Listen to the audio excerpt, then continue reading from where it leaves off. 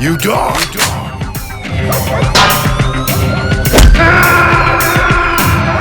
Damn it!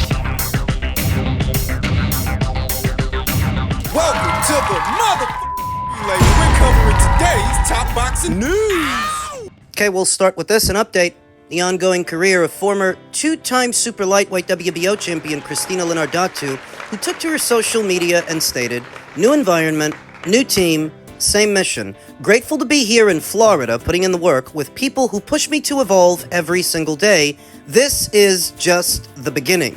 Sporting a professional record of 15 wins with 3 losses and no draws, 7 knockouts, having never been knocked out in 18 professional bouts, and having last fought in November of last year after a more than year-long hiatus, it would seem that Christina Linardatou is back under very different circumstances with a different corner, now 38 years old. What are the odds that she can still make a splash anywhere at or around these weights? Her last fight ended in a knockout, so her punching power didn't go anywhere. Previous instances, Christina Linardatou would be best described as a very athletic and explosive pressure fighter that works all 2 minutes of a round to get close to you and land hard punches. And in her youth, remember, she was the first and only woman to give Alicia Baumgartner a professional loss. That was all the way back there in 2018, so you have to imagine the kind of speed and reflexes and agility and persistence it would have taken to keep up with and keep on Alicia Baumgartner. There was a time where Christina was indeed a force to be reckoned with, but at 38 years old, I don't think she can keep the pressure on her opponents the same way that she used to. Pressure fighting, it's the most physical base style of all the base styles, the most physically demanding. You gotta have a good set of lungs to try to mow down the opponent and keep the punches coming, keep the pressure on at 38. I don't imagine that's become easier to do for Christina, who last fought in the lightweight division, where currently there are 4 separate champions holding 4 separate world titles, 2 of which are about to unify in a little over a week's time when Caroline Dubois faces Terry Harper. The other 2. There is Stephanie Hahn holding the WBA title en route to her rematch with Holly Holm, and of course there is Elif Nur Turan, the newly crowned IBF champion, who's rumored to be headlining a show in her native Turkey via Matchroom. Now these are the fighters that Christina would have to go through if she aspires to become a champion at 135 pounds. She might actually have a better shot in her old stomping grounds at 140, where Katie Taylor currently holds 3 of the 4 major titles. But we know that Katie is on the eve of retiring. So after that, those belts are going to get redistributed. She could probably pick one up, become a 3-time 140-pound champion, though currently she's at 135. Most valuable promotions has not 1, not 2, not 3, but 4 prized stallions in the lightweight division, all of which Christina could target for a big fight. That's probably why she's there. There is no tentative fight date for Christina Linardatou's return, though I can only deduce that having relocated from her native Greece over to the United States, Florida more specifically, she's working on something. You don't think there's going to be a language barrier? Well, for somebody else that might make things difficult, but having interviewed Christina at least once,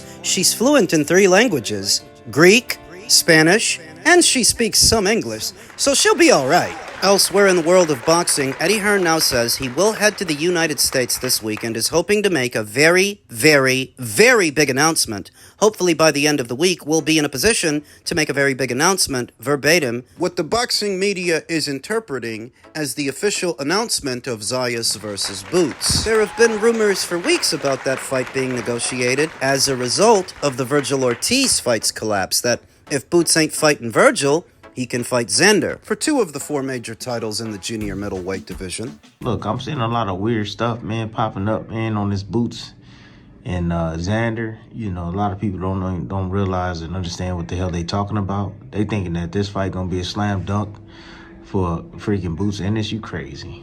You crazy if you think this fight gonna be a slam dunk for him. You know,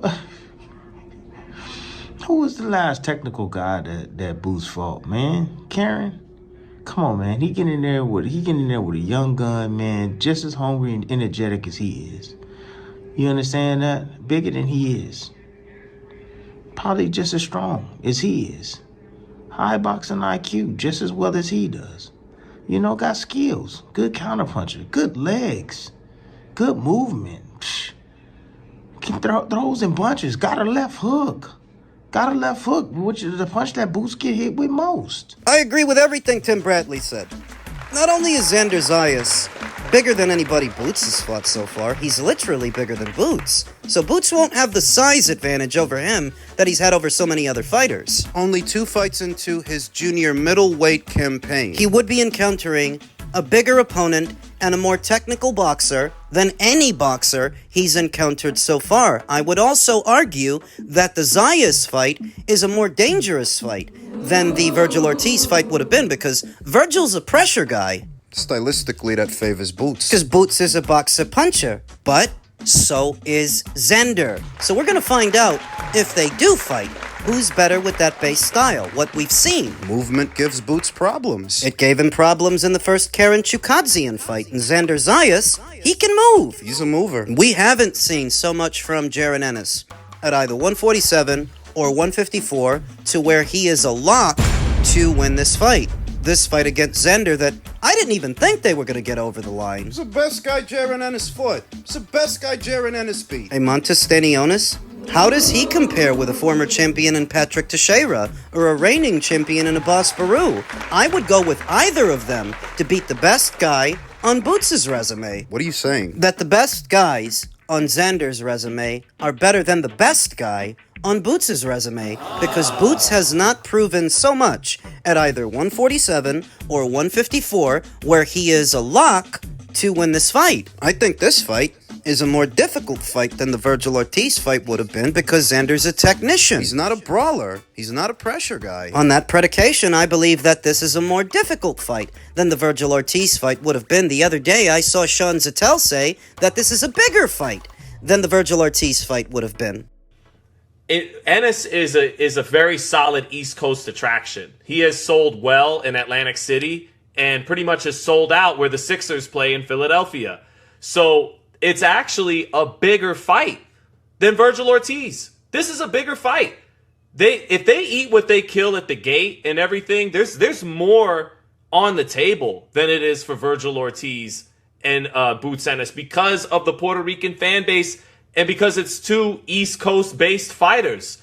So I agree with everything Sean Zattel said. How many times have I said that Virgil Ortiz is not, nor was he ever, the A-side to Xander Zayas? When them fighting each other was a conversation, and when Virgil was reported to have sent a mock offer to Xander Zayas that dictated not only the fight purse, what Xander stood to make for the fight, but the location of it as well. How many times did you hear me say that Virgil Ortiz is in no position to dictate terms to Xander Zayas, and that was before Xander became a champion? Virgil wasn't a bigger draw than him before, and he definitely isn't a bigger draw than him now, that he is a champion, a unified champion. Virgil's not a bigger draw than Xander. That wasn't Virgil that they used in the halftime show for the Super Bowl. That was Xander Zayas. Xander Zayas versus Jaron Ennis is a bigger fight comparatively than the Ortiz fight would have been. Do it on the East Coast.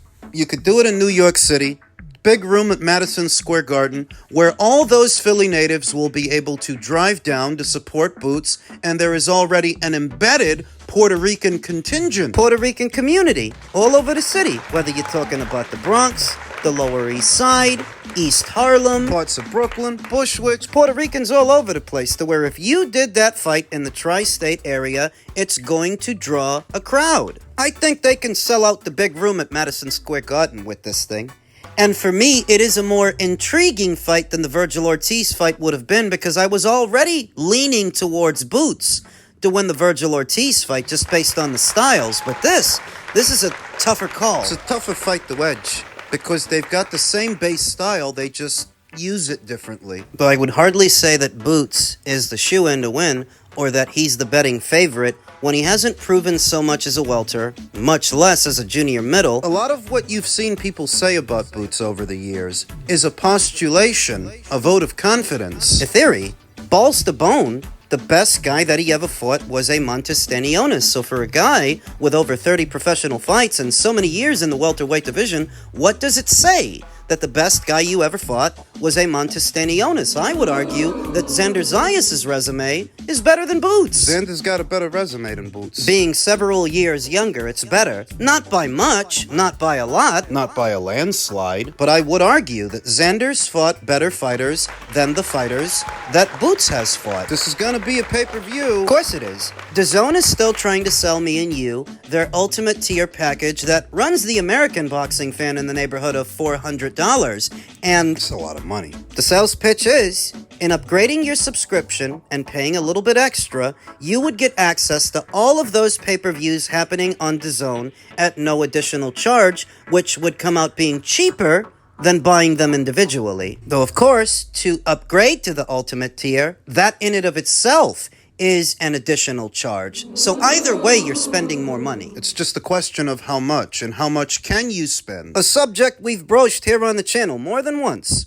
Are there actually 12 or more pay-per-view worthy fights in boxing right now? Are there? Really? Or are you just gonna take fights, whatever solid fight you can put together, and call it a pay-per-view to justify the subscription fee? Like what you did with Inoue versus Picasso. We never had to pay anything extra to watch Inoue fight in his native Japan, but that time we did. Because you decided to put it behind a paywall. That was not a pay-per-view worthy fight. That's what I mean. So when you think about Zayas versus Boots, undoubtedly, they're gonna bill that as a pay-per-view to spruce up their ultimate tier. It's just a heads up. And they're probably gonna make Inoue versus Nakatani a pay-per-view too. If they made Inoue versus Picasso a pay-per-view, you don't think they'd make the Nakatani fight a pay-per-view? It's just a heads up. I like the fight. I think Zayas versus Boots is comparatively bigger than the Ortiz fight would have been. I think it is a more intriguing fight. They are still ironing out the deal. Eddie Hearn hopes that by the end of the week, which is almost here, they'll be in a position to make a big announcement. So, it's not made yet, but they're working on it. I thought it was going to be the Josh Kelly fight. I thought that's who Boots was going to end up fighting next. But if he fights Xander, that's just as good, if not better, than fighting Josh Kelly. So, we'll see what happens. Now, as far as what's happening this weekend between the defending champion Sebastian Fundora and former champion Keith Thurman, Keith is targeting Sebastian Fundora's stoppage in WBC title fight, using the Brian Mendoza fight to make the case. Keith Thurman assured WBN that he has the power to finish Sebastian Fundora when they clash for the WBC junior middleweight title on March 28th in Las Vegas. Watching Fundora's past setbacks has convinced the former unified welterweight champion that the towering southpaw is far from indestructible. Watching Fundora get knocked out means anybody can do it, Thurman exclusively told WBN. He was dropped by my Florida stablemate, Erickson Lubin, and he was able to get out of that fight and put hands back on Lubin, but he was in a dangerous situation. So were you with Manny Pacquiao. If you're gonna hold it against Sebastian that he got dropped in a fight, you got dropped in a fight by an older, smaller fighter than you are. He's been rocked and wobbled a few times in his career. No man is indestructible. That's what one time is all about. Whether it's one time to the head or one time to the body, I believe I have what it takes to finish off Sebastian Fundora. Fundora's lone defeat came against Brian Mendoza, but the circumstances surrounding that loss are often overlooked. The Californian was winning every round before being caught by a devastating countershot. That kind of punch that can change any fight in an instant. Young, confident, and unbeaten at the time, Fundora paid the price for a brief lapse in concentration. 3 years later, the Fundora Thurman faces is a far more seasoned champion. The 6'6" southpaw has rebuilt momentum and enters the bout with a record of 23-1-1. Thurman will be fully aware of the improvements Fundora has made since that night, because since that fight, Fundora's been moving more, jabbing more, using his height and length, not giving it up. And even if 3 years ago Brian Mendoza was able to knock out Sebastian, Keith doesn't fight like Brian. They're different fighters. For Thurman, the stakes could hardly be higher. The former unified welterweight champion owns a 31-1 record, but has endured long spells of inactivity over the past several years. At 37, the Florida fighter knows this opportunity may represent his final window to reclaim champion status. If the ex-unified ruler is to prove he still belongs among boxing's elite, he will need to show that time away from the ring has not dulled the powers cleverer timing that once made him one of the sport's most dangerous punchers. The clash headlines a PBC pay-per-view event on Amazon Prime from the MGM Grand Garden Arena in Vegas. With a world title on the line and both men bringing momentum into Fight Week, Thurman believes the stage is set for a statement performance. The undercard features Yoenis Tellez versus Brian Mendoza, guy who knocked out Sebastian, Yoani Hernandez against Terrell Gausha, and Elijah Garcia versus Kevin Newman II. What a dog shit undercard. I'm just being honest. Neither Sebastian Fundora or Keith Thurman in 2026 are box office worthy, are box office fighters, and what determines who belongs on pay-per-view and who doesn't isn't how many belts are on the line or what financial demands the fighters have. It's not any of that. It's how many fans do you bring to the table, how many paying customers, and Sebastian doesn't have them.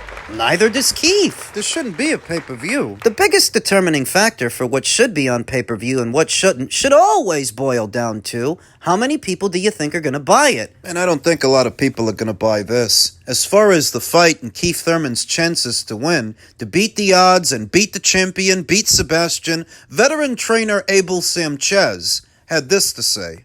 Keith, for me, has been too inactive as of late. He's had several years off, a couple times, 3 times, I think, and I think that's gonna hold him back in this fight. He's getting a little older. He's 35, 36, somewhere in there, and Fundora seems to be getting better, not much better, but getting better as a champion. So I see a tough fight for Fundora, but I see Fundora winning it.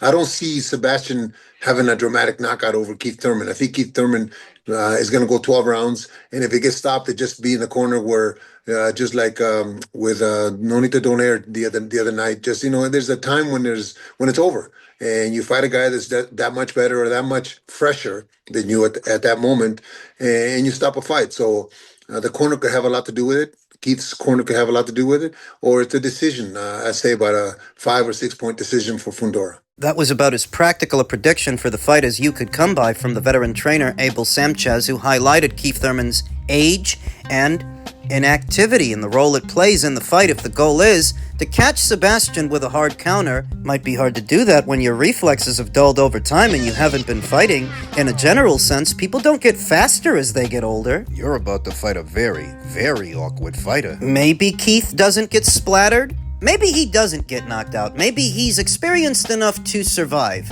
but he doesn't win. Because when the opening bell sounds, that's what he's going to be fighting to do. He's going to be fighting to survive, fighting to not get knocked out as best as he can.